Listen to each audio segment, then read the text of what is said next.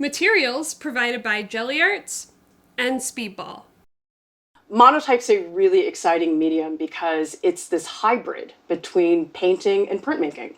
The definition of a print is that it's an image that can be reproduced multiple times. But the funny thing about a monotype is you can only print it once. Why can you only print it once? Well, the reason is because in traditional printmaking techniques, usually it's like a relief where you carve into something and that's really permanent. You can keep printing it.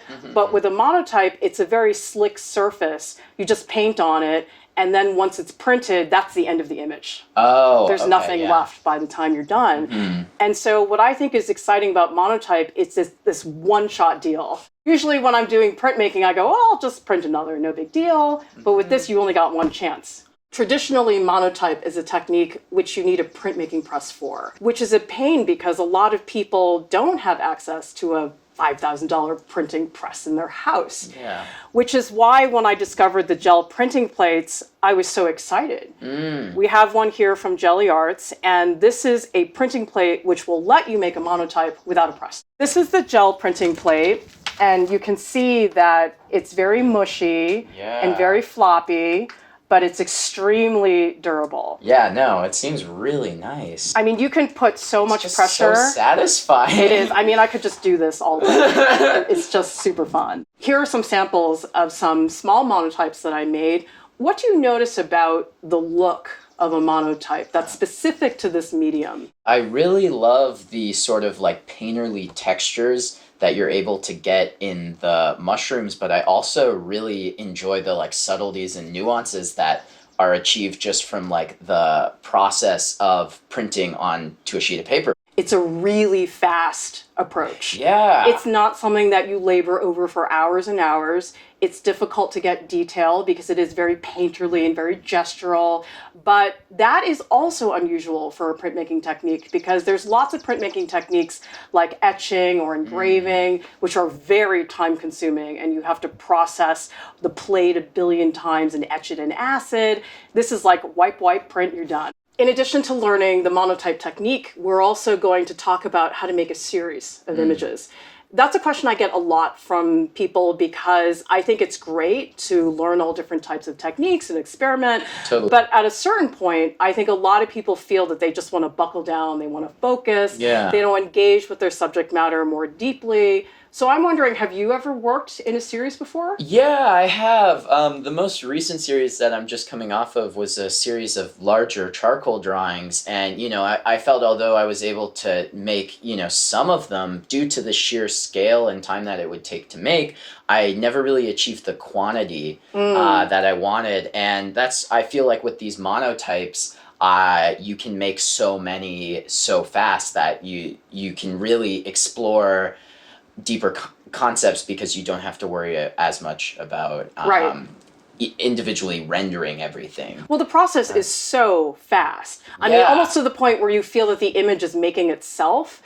And from a productivity point of view, that's so useful because that is the danger in a series is that you linger too long on one image that you lose track of the others. And so there's a real continuity to making lots of monotypes just over and over and over again that I think is difficult in other media. The question becomes, okay, well, how do you make a series? Because it's a tough balance. You want to have enough variety that all the images don't look the same. But you also don't want them to be so different that they look like they have nothing to do with each other. To me, creating a series is like making a really good TV show. Most of the TV shows that were very successful have some constant. For example, if you think about the TV show Cheers, that was set around a bar. Every episode was in the bar. But the thing is, in that context, almost anything can happen. There were so many storylines that they could make up based on that environment. And so series are tricky because if things are too much the same, they're boring. But if they're too different, then it's all discombobulated and it doesn't make any sense. So in this case, what I'm going to do, the monotype is going to be one of my constants. I'm going to only use monotype and I'm going to do mushrooms for my subject. But I'm going to do different varieties of mushrooms. I'm also going to work monochromatically. Monochromatic means one color. So I'll either do all black or all green or all brown.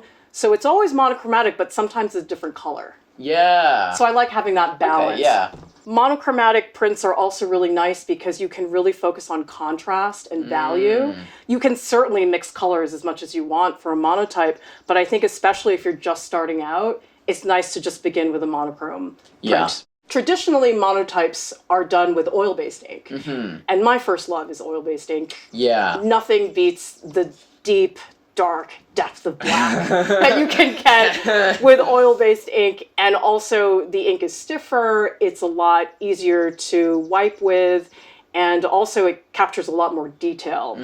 But the problem with oil-based ink is that it's a nightmare to clean up, because you have to use either baby oil or you can use a solvent, and then you've got to deal with fumes. So if you're working at home and you don't want those fumes, you can't use oil-based ink.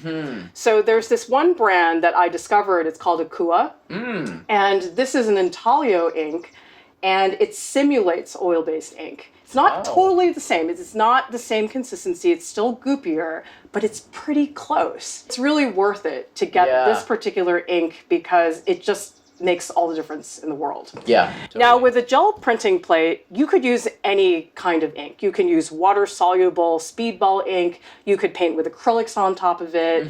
It's a very flexible surface. But I just happen to like this ink a lot because it's good for the wiping. There's no right way to make a monotype. Basically, any form of putting ink on the gel printing plate is a monotype. Some people like to take a brush and they just paint on it directly.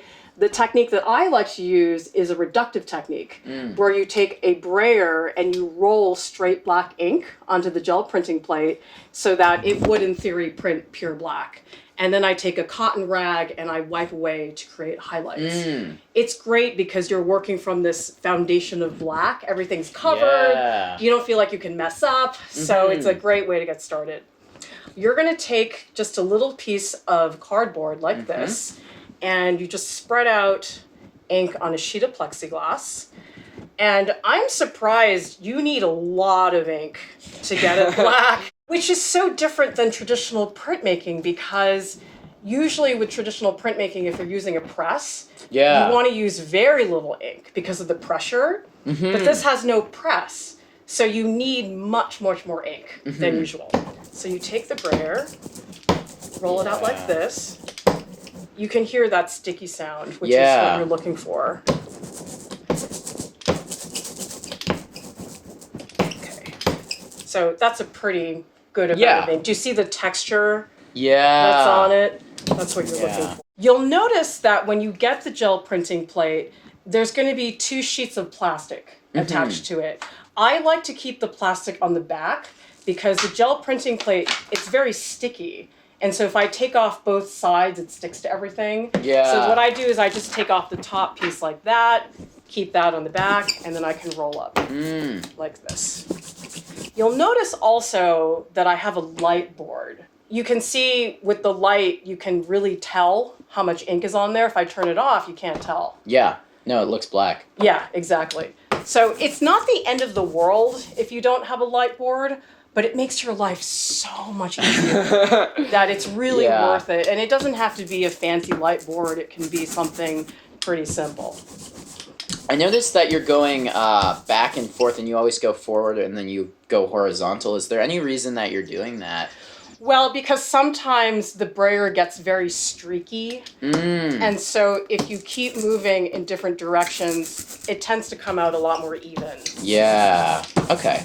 Are there any effects that you can get for applying less or more ink to the gel printing plate? Definitely. I mean, if you want to deliberately make it like a light gray tone, you can certainly do that. Oh, great. So this is just the way I happen to work, but people can roll half the plate, you can roll a portion of it. It's really very flexible. In terms of the tools that you can use on a monotype, you can use anything. I mean, if you wanted to just smear your hands across this, you could do that. Really? Yeah, or you can even press textures into the gel printing plate. Wow. So you could take like cheesecloth and press it in and it would make a textured pattern. But what I really like is using a cotton rag because this is very painterly and you can remove highlights. You can also use Ooh. brushes. So brushes are good if you want to go in and change the direction of the stroke, or if you want to add more paint. You can even go back in with the brayer and say you add an area you don't like. You just go over it and then you're done. Yeah, are there any like specific types of brushes that you would recommend using with this? Like, is this easier to clean off? Is there like, would you use a lower quality brush or? I mean, I like to use these bristle brushes that you usually use for oil paint because they're stiff and they're going to be able to take the stiffness of the ink. Okay. Like, I wouldn't use watercolor brushes. Yeah, because they're yeah. very soft and not going to work well with it. The way I like to get started is to just take a thin brush and just lightly paint out the basic outline of what I'm painting. In this case, it's mushrooms. It's a little bit hard to see at first, but it's just an approximation. You can change it. It's not difficult to do. So I'm going to just start out getting the basic outline of these shapes. And again, if you don't like it, just take the roller, start from scratch. It's awesome. Very, very flexible material. What sort of pressure would you recommend for this stage of the process? Like, how should you be holding your brush? You can press as hard as you want or as light as you want because the gel printing plates are super durable. To my knowledge, I have never ripped or torn one ever. Wow. So it's not a problem, really. I happen to like starting with the brightest highlights because it helps me just gauge what the level of contrast is, because I definitely want to put in some more subtle grays, Yeah. but the whites are sort of the most obvious thing, so I find it easier to just start with that. Yeah, it's similar to charcoal drawing. It is. If you want to, say, tone the paper with Vine charcoal and then add and remove, it's really fun. I also think it's important when you're doing a monotype to consider the direction of your stroke. Like if you go this way, if you go up and down, if you pull it that way, those are all important considerations. Yeah, totally. And if you were to make a mistake, you would just roll over it. Oh, wow. No problem. Because monotype can only be printed once, it is really worth it to measure out the paper, get a nice clean border around it, and to do a registration sheet. This rectangle is the size of the gel printing plate. Yep. And then this outline here is the size of the paper. You'll also notice that I have a sheet of acetate over this. Yeah. Because if I get any ink on this, it's really easy to get rid of. Okay, so we're just gonna put this right in the middle. You wanna lower it down so that the corners of the paper match the corners of the registration sheet. Otherwise it will be crooked. Okay, so I'm gonna line up those corners. Just put it down like that. Okay, and now you're gonna just rub really gently across the back. You have to be very careful because if you rub it too fast, sometimes the paper will slip. Oh no. And then you lose the whole image. God, yeah. What I do sometimes is I'll just take a little peek and just see how it's printing. You can see it's got a nice black background. Yeah. Oh wow. There it is.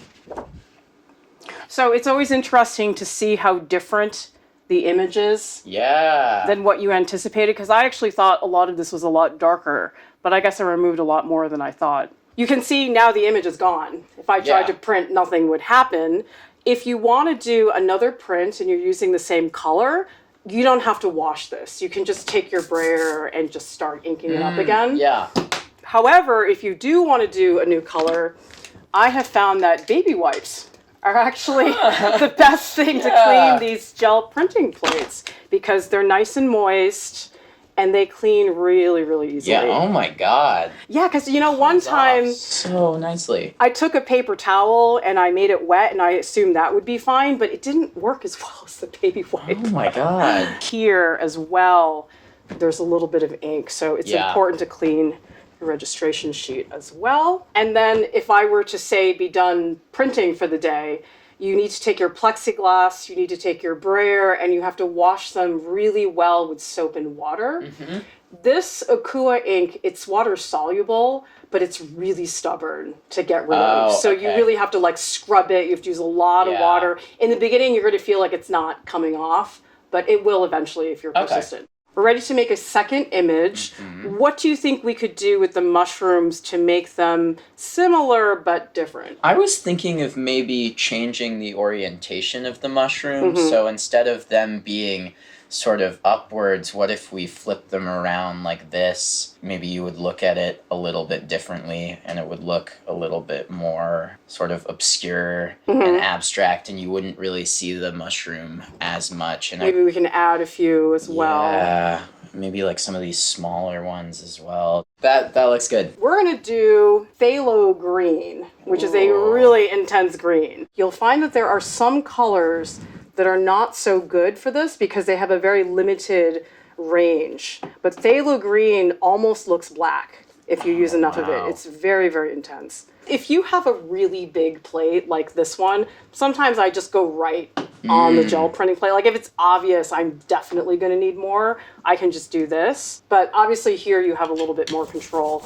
Oh, that's so beautiful. Isn't it? But see, this isn't even as dark as I need it. It's gotta be way, way darker than that. Same thing, we're gonna get the registration sheet. We're gonna stick it in the middle. Reeves BFK goes on top like this. Different colors will print differently because some are goopier, some are stiffer than others. So you never really know what you're gonna get. But I happen to like the spontaneous nature of this material because I'm not somebody who's very spontaneous with my artwork. Yeah. I tend to like to plan a lot. I like to do lots of sketches. So the monotype medium for me is an excuse to be really wild and spontaneous and not care about the results. And I find it very refreshing. Now I know this way to just create work very quickly and very effectively. And I feel like this is such a nice gauge into printmaking because it's so forgiving. Like, I don't know, I feel like now I know something about printmaking. And I would feel comfortable going home and like trying this myself. Overall, I just feel like I have this new gateway into a different type of making now. So again, so excited to learn about the oh my god. Monotype? Monotypes. I like to use a cotton and keep this dust in your hair. Yeah. Let's try that again. Yeah. Either, okay, let's try that again.